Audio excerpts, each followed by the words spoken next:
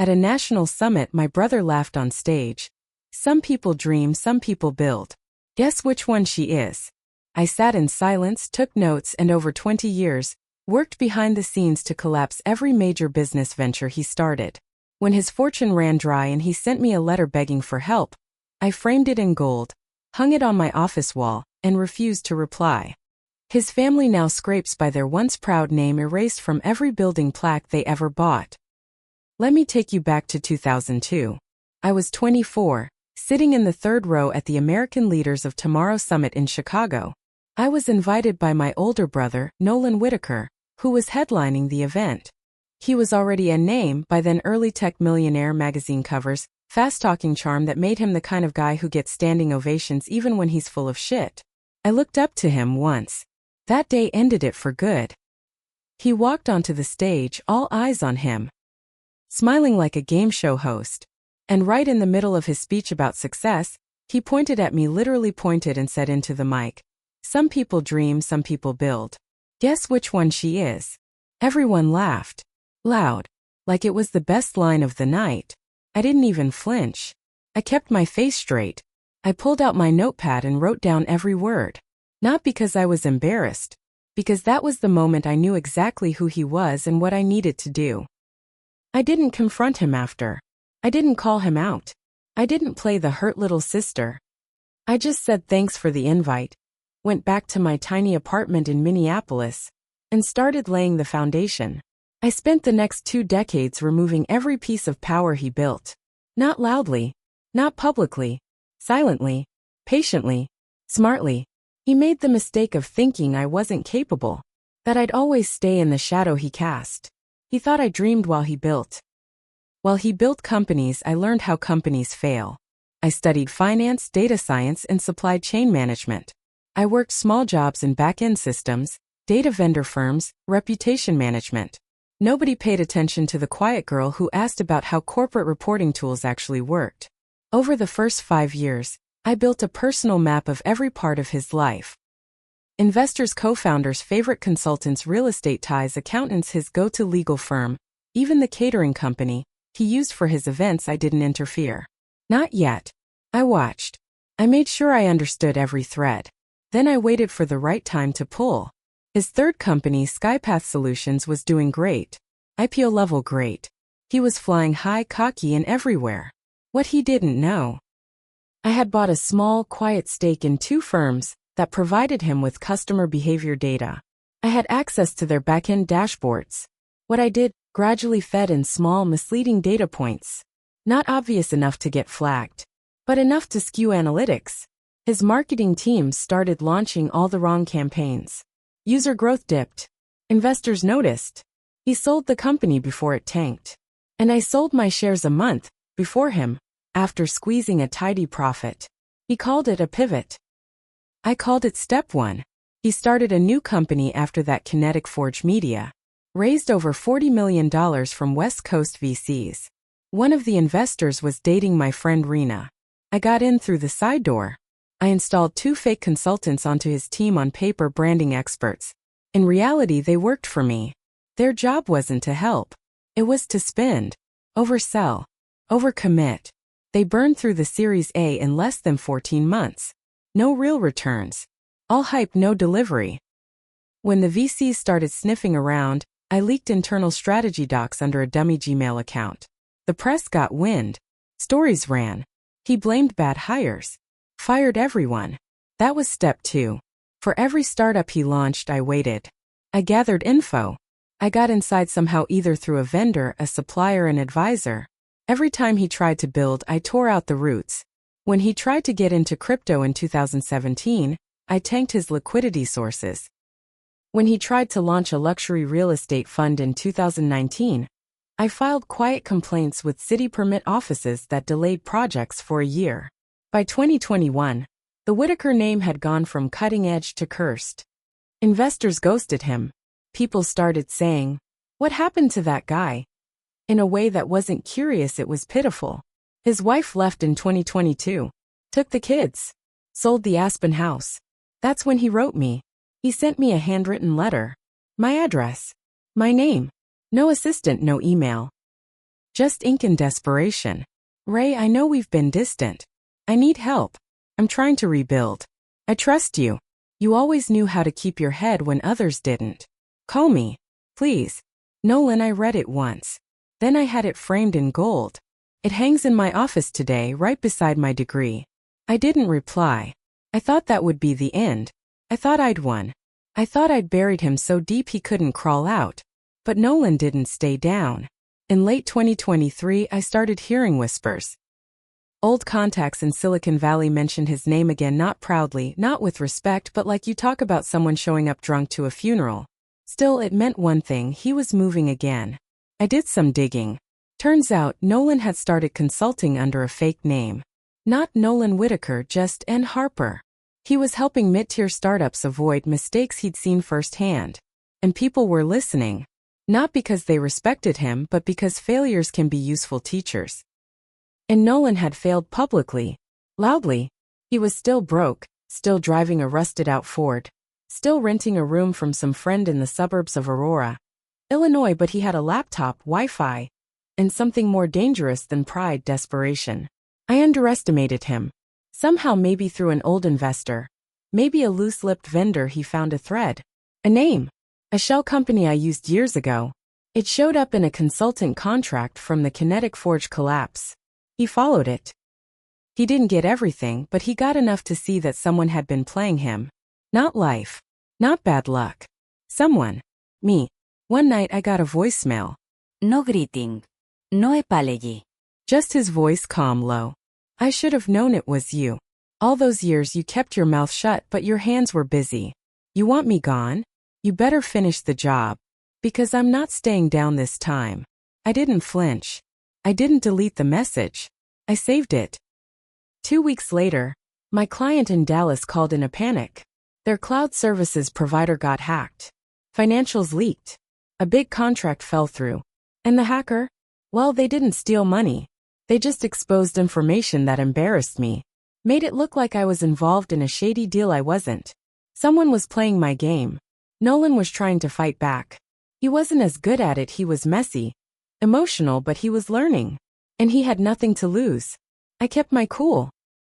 I plugged the leak, quieted the rumors, made sure my reputation stayed clean. But the message was clear. This wasn't over. I found the startup he was consulting for. A biotech company out of Colorado Springs. They didn't know his real name. They just thought he was some burned-out genius helping them avoid legal landmines. I made a call to the local paper. Sent a few documents, anonymous tip style. The headline ran 3 days later. Disgraced tech CEO advising local startup under alias. He got dropped the same day. He started calling people. People I worked with. People I trusted. Tried to convince them I was the one who'd been dishonest all along. Some believed him. Not many, but enough to make my world a little less steady. Enough to show me that I hadn't killed the beast, I just wounded it. And wounded things are dangerous. He contacted our mother. We haven't spoken to her in years. She's in a care facility now.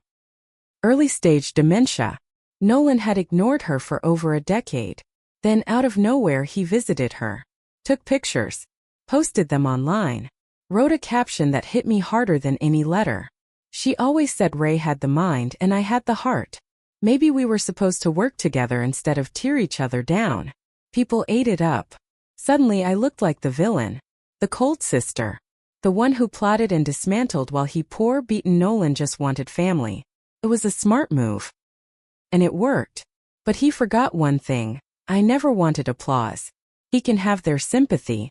I want the final word. The thing about Nolan is he always played for the crowd. Even now, flat broke and running scared, he was still putting on a show. After the post with our mother went viral, his followers tripled. People started commenting with crap like, "You deserve a second chance," and "Family heals all wounds." I could have ignored it. Should have. But I didn't. Because that post wasn't for them. It was for me. He knew I'd see it. He knew I'd get mad. And for the first time in 20 years, Nolan had managed to do something I didn't plan for. He pulled me out into the open. He filed a defamation lawsuit against me.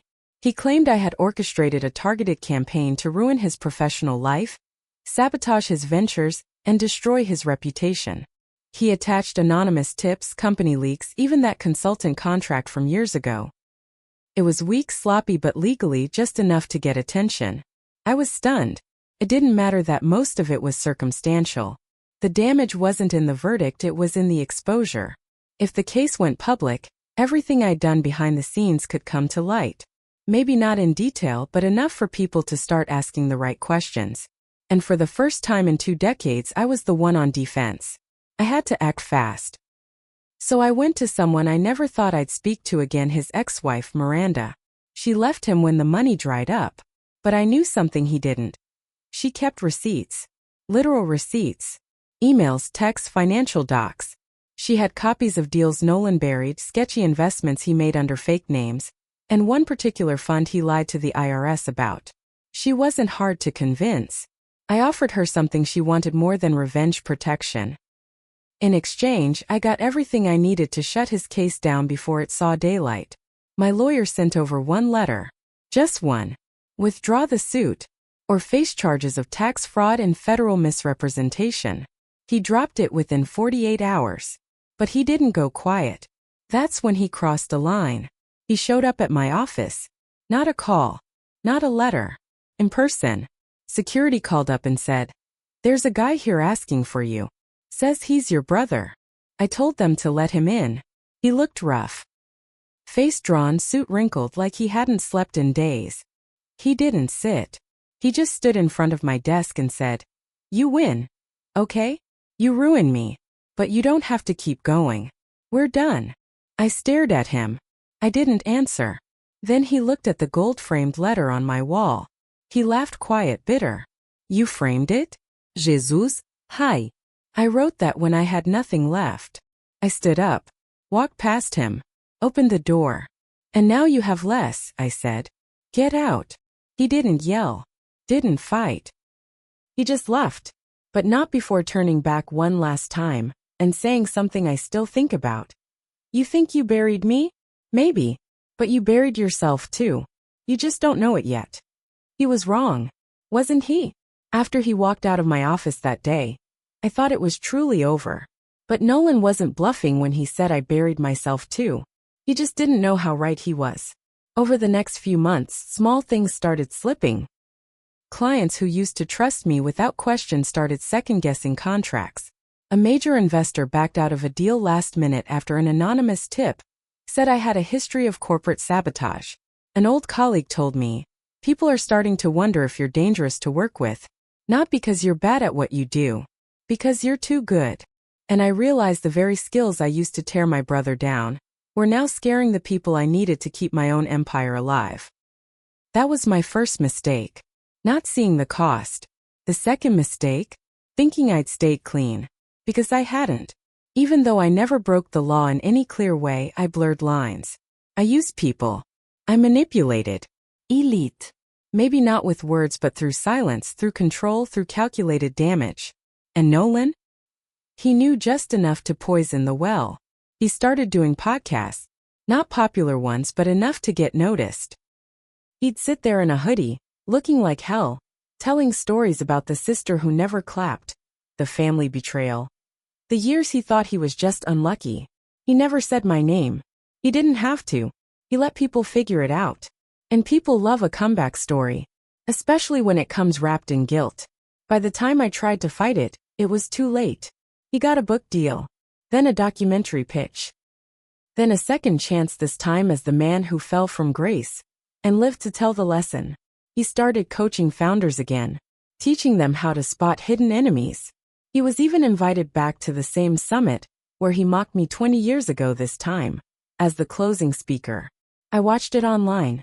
He didn't mention me, but he stood in the same spot, looked into the crowd and said, "Sometimes, the people who love you the most are the ones who cut the deepest. But that pain can build something stronger." I know that now. They gave him a standing ovation. And me? I'm still rich. Still respected mostly. But there's a coldness around me now. The same way I studied Nolan for years, others are starting to study me. Not with admiration, with caution. And that framed letter? I took it down last month. Not because I forgive him, Not because I'm sorry, but because I finally understood. I didn't just take down my brother. I built a cage around myself in the process. I thought revenge would set me free. Instead, it made sure I'd never be trusted again. He mocked me once. I destroyed him for it. But in the end, we both lost the same thing: our names, our legacies, our family. And the saddest part? Neither of us would ever admit we'd do it differently. Not even now.